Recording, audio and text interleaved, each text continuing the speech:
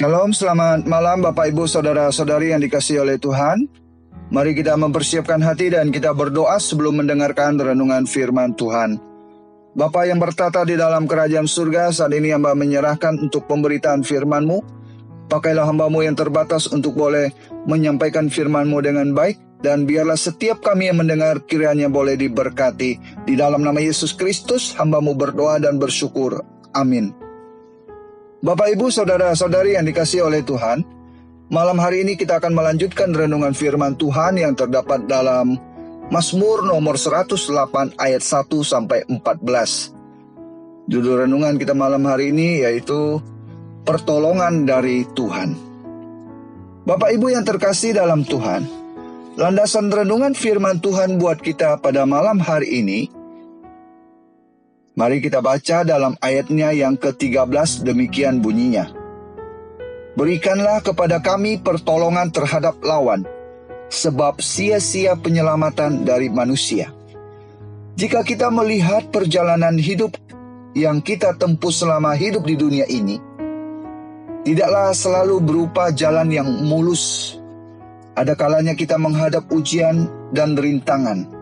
Terkadang kaki kita tersandung dan terkadang pula ada kerikil-kerikil dari lawan yang berusaha untuk menjatuhkan.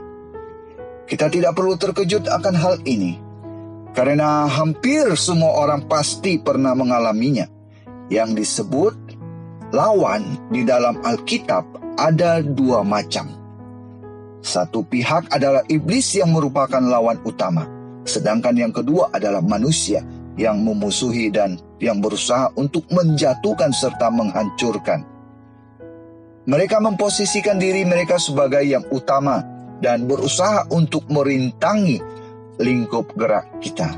Tak terkecuali Raja Daud yang juga harus menghadapi lawan-lawan di sepanjang hidupnya. Manusia-manusia yang menjadi lawan Daud adalah manusia-manusia yang hatinya dipengaruhi oleh iblis. Bagaimana sikap orang percaya ketika berada di situasi sulit seperti ini? Kita tak perlu panik dan berusaha menyingkirkan lawan dengan kekuatan sendiri. Serahkanlah semua itu kepada Tuhan melalui doa.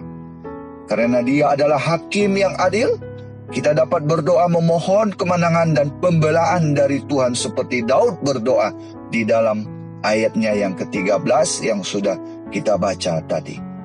Jemaat Tuhan, jangan sekali-sekali kita menaruh harap atau mencari pertolongan kepada manusia. Dalam kitab Yesaya pasal 31 ayat 1 katakan, celakalah orang yang pergi ke Mesir minta pertolongan yang mengandalkan kuda-kuda yang percaya kepada keretanya yang begitu banyak dan kepada pasukan berkuda yang begitu besar jumlahnya, tetapi tidak memandang kepada Allah yang Maha Kudus, Allah Israel, dan tidak mencari Tuhan. Selama kita masih mencari pertolongan kepada manusia, berarti kita meremehkan kuasa Tuhan dan menempatkan Dia hanya sebagai alternatif.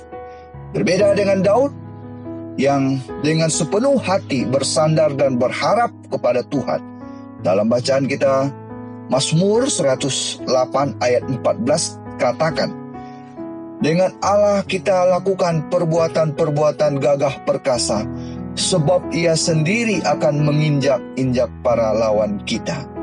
Bapak Ibu, saat kita takut, percayalah hanya kepada Tuhan.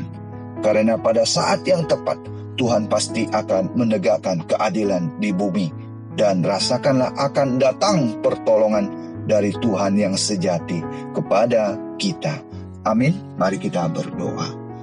Tuhan, terima kasih untuk firman-Mu. Kami bersyukur untuk firman-Mu yang pada malam hari ini memberitahukan dan mengajar kami, Engkau adalah satu-satunya pertolongan bagi setiap kami.